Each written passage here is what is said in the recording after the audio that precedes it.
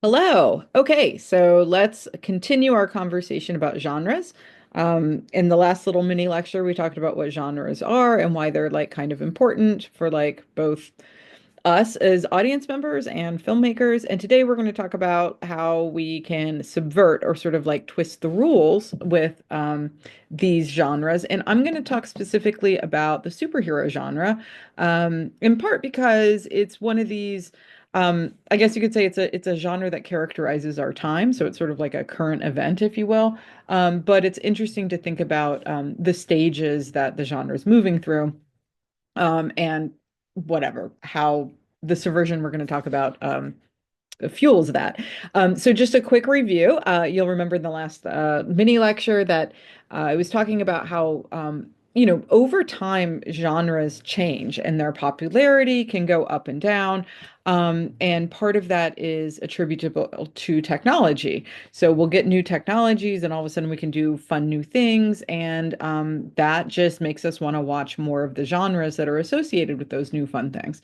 Um, what we didn't talk about is actually genres. I don't mean to say it's only technology that fuels these things. There's I think quite a few reasons, but for various reasons, including technology, genres do tend to go through stages. So the experimental stage is usually when, a genre sort of or a subgenre is first popping up. So there's usually some emblematic movies that you can think of that are like, oh, it was the first of its time, and then people started trying to reproduce it, to mimic it in some way, whatever. And then they go to their classic stage, the genre, where it's like the heyday, right? It's like where some of the best stuff really gets made because now people have like the hang of it, and there's a lot of people sort of like working and fueling the idea factory around the genre. I'd look at Psycho, which is a Hitchcock film. It's the famous one with the rah, rah, rah, and it's like a scene where you actually don't see somebody getting stabbed in the shower. You just see like the I guess you could say the outcome of it. Like you see blood, but you don't actually see any sort of like graphic stabbing. But you hear that horrible horror string music, right? That is associated with, well, a psycho. And that was like when films were first like, oh, we can do some scary stuff with this medium. So that was sort of like the experimental stage. By the time we got to The Shining, we were in the classic stage. In fact, Stanley Kubrick at that point, we The Exorcist had come out, like, some Rosemary's Baby. There were some really notable horror movies that had come out, and he had decided, like, hey, I'm Stanley Kubrick. I think I need to do a horror movie at some point. But he wanted to be all different about it. But I think that was responding to this classic stage where he could see that there was a lot of cool stuff going on, but he wanted to make his own sort of contribution. But then, and the slasher films like came after that, like in the 1980s, and all think about like all the Nightmare on Elm Street, the type of stuff. Eventually, though, most genres go through what we'd call like a parody stage. At this point, the conventions are so predictable that it's easy to make fun of them because you can have a whole movie making fun of genre conventions only when the audience is sort of aware of those conventions. Otherwise, you don't get the joke, right? But the minute that a genre is in its parody stage, that's a good sign that it has like already had a pretty productive classic stage, which is why everybody sort of again under gets the joke. They understand the reference. And then we get to deconstruction stage, and this is where the genre could be transforming into something else. It could also be where the genre is being used to it's being used in a very different way. Maybe the themes are becoming different, or it's merging with another genre to sort of like make a statement on something.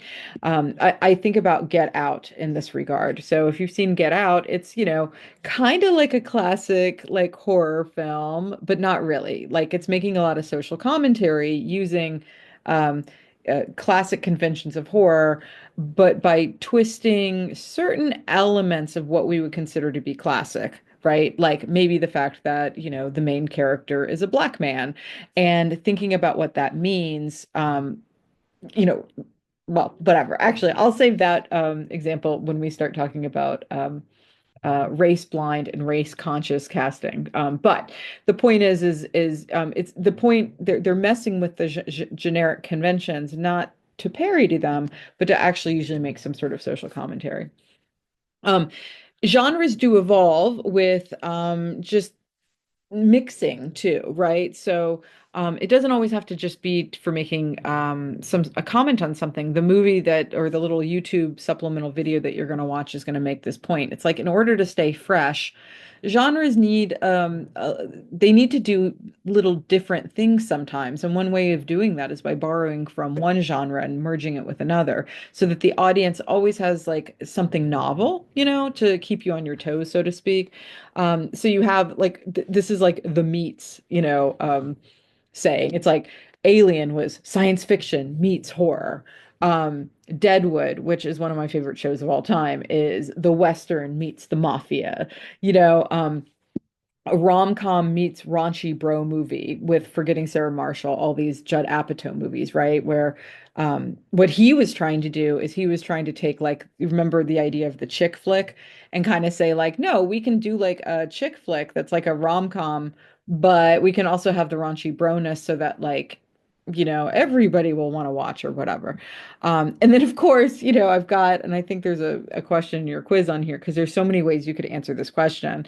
And like looking at everything everywhere all at once. I mean, talk about genre hybridization. You've got kung fu elements in there. You've got action adventure, science fiction, but also fantasy. Fantasy and science fiction have their own conventions and motifs. And I think that everything all at once really kind of is everything, which is, the point. So, a great example of genre hybridization. Now, subversion is related, right? So you've got like hybridization, which is like blending. Subversion is actually like the deliberate breaking of certain generic rules. So if, the rule in well, this is actually what I'll preview this so you can get it. If the rule in a superhero movie is that superheroes are just and good, a major subversion would be making the superheroes the bad guys, right? And that's what this television show does, which I would highly recommend if you haven't watched it. Um, so subversion is actually kind of like, how they always say like, well, you can't break the rules until you know the rules, right? This is during the deconstruction phase of genres. So subversion sort of happens once again, everybody sort of understands what the basic conventions are, and then they can be played around with for a little bit. Okay, so I do want to talk about superhero movies specifically, just some interesting things for you to appreciate since again I do think we're kind of seeing in your lifetime you've seen probably most of the superhero genre's lifespan. And so I like to talk about this in class so that you can continue to track it even when you're out of this class. Some people, and this is not a required thing, but you can certainly go through my PowerPoints or find it on YouTube yourself to watch this video. Some people have argued that just like the Westerns were like really, really big in the mid-century and that they sort of reflected, the American dream at the time and all different types of things. Like, remember we talked about like a function of genre was like sort of like social reflection. And the Western mythology was indicative of sort of like where the American psyche was. A lot of people have argued that superhero movies fulfill that role right now. Have you ever noticed how like a lot of our superheroes, and I mean this was linked in the comic books, like they have very patriotic sort of costumes and things like that. It's like that's not a coincidence, Again, they came out of comic books from another time, but they are being adapted for our time now in the movies. But one thing I did want to like sort of bring up is like, so if you watch this video though, there's a few videos out there that are sort of like make this debate about like, is it fair to compare what superheroes are to us to what Westerns were to people back in like the 1950s and 60s? Possibly. And actually, I do kind of agree with the argument, but I'm not trying to influence you. But one really important difference that I wanted to bring up is like they have a very different profit model. Back then, movies made movies because people wanted to go to the movies, and studios used to sort of have monopolies on different types of movies and things like that. And they also, for a long time ran their own studios. So they'd make the movies and then they could force everybody just to go to their studios if they wanted to watch it and all this stuff.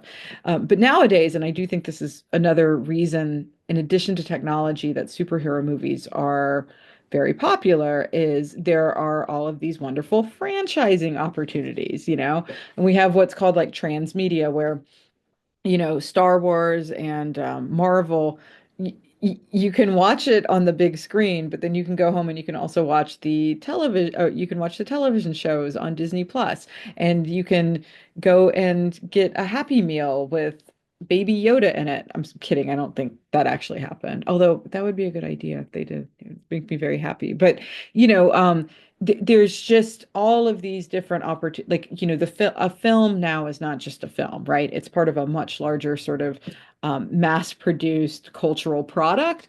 And so that is one reason I think that we've seen sort of this spike in superhero movies, because it's been easy to leverage them to make movies across platforms and products. Okay, I'm not going to spend a long time with this, although I do want to point this out just for trivia night. Fatoma was the name of the first female superhero in the comic books. And look at this. How freaky was she? She turned into some sort of like weird Skeletor thing. I just thought that was really interesting.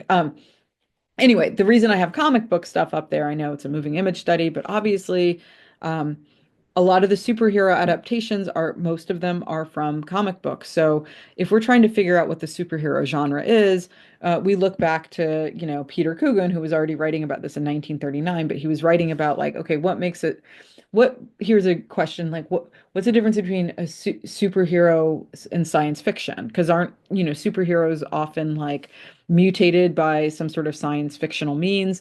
Well, he would say these are some of the original conventions that just really make it a superhero movie. They have like different identities. Again, not all the time, remember 1939, but this is like when Clark Kent like would put on glasses and people didn't know he was Superman.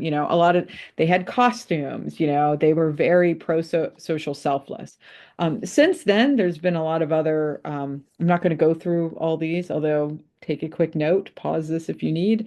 Um, there's a lot of different conventions that have sort of evolved, and again, it doesn't mean 100% of the time this always happens. Of course, there's a lot of variation in terms of how this goes, because not every plot is the same, and everything. But for the most part, right, there's a lot of these common elements that you see across the superhero genre.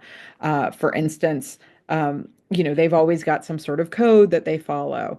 So one of the tropes that you often see, which by the way, a trope, we're going to keep talking about this. A trope it's a like a story convention that you see over and over and over again. So tropes often keep coming up um, uh, in genres. I think I mentioned this earlier, but I'll give another example. Like in romantic comedies, the fact that there's always some sort of breakup where the couple doesn't think that they're going to be able to be together. And then, something changes. And at the end, they realize that they're perfect, or there was some misunderstanding and they come back together. That would be like a trope. It's like a small little story element that you see played over and over again. And sometimes it makes it cheesy, right? Because tropes are things that we see over and over and over again. And we're like, this again. But they're important because, again, back to why we care about genres, there are expectations. So one I wanted to point out that I love for superheroes, and if you were in my class, would watch some different examples of this, such as this one in Dark Knight, is the false dichotomy of choice. How many times have you seen this in a superhero movie where this incredible person who has all of these powers, their limits are tested because they have to make an important choice. They either have to save all of the people on the bridge, or they have to save their girlfriend or whatever. Or this was an Iron Man with a plane scene, I remember, where there were all these people like falling out of the plane and he had to make decisions about like who to save. like as if like, oh gosh, I can't save them all. But then the reason it's a false dichotomy of choice is because they're superheroes. So of course they can save everybody, you know?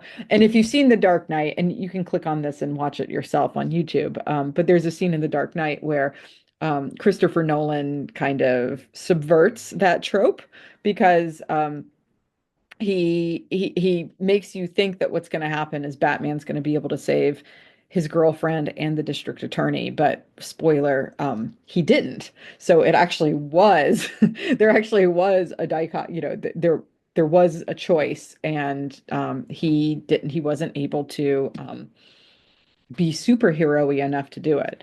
Um, so, okay, I'm gonna end here, sort of, well, on this slide, actually. If you had been in my in-person class and we had a little bit more time, we would watch an episode of The Boys, which is a show that I plugged early, but I want to just like plug it now in case you want to see it. It's a little graphic. It's actually a lot graphic. So if you can't handle like really graphic things like blood and stuff like that in language, it's got really, really crude language. It's not the show for you. That said, again, even if you don't enjoy it, um, understanding what's happening, if you're interested in sort of like the trajectory of superhero movies, is interesting because The Boys to me represents sort of like, oh, we are officially in the deconstruction phase of the superhero genre. Because what The Boys is, it makes you think in the pilot episode that, oh, wow, here's a society where everybody looks up to superheroes just like we do in all of the superhero movies. But you find out by the end that, so it's playing on this, the convention of like your expectations that yes, there are these pro social superhumans, but you later find out that the superheroes work for a corporation.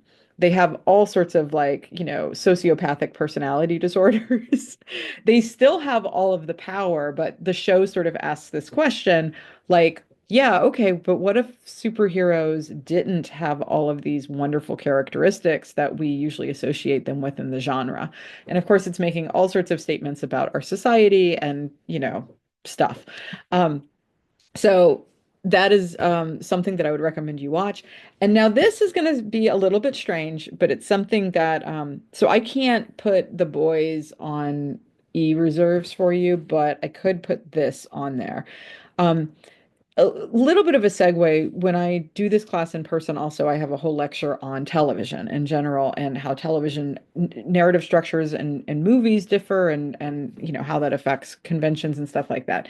And we do watch an episode of The Sopranos. And the reason The Sopranos, I think, is relevant to this conversation is because obviously The Sopranos is about it's about a crime family. It's a mafia show, but it also broke a lot of the conventions from typical mob movies. And part of that, I think, is because the narrative structure of television, the serialized version, uh, permitted that. But to your quiz, the episode that I show in class is the fifth episode of The Sopranos, season one, and it is also known to be a very historically remarkable episode that is often credited with sort of changing the shape of television.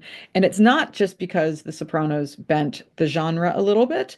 They bent the genre by, um, you know, uh, having Tony Soprano go to therapy like that. We hadn't seen that, but that's not why that this was a revolutionary show and episode in particular. In this episode, up until this time, Tony Soprano, you'd seen him being a family man, and you did understand that he, was the head of a crime family.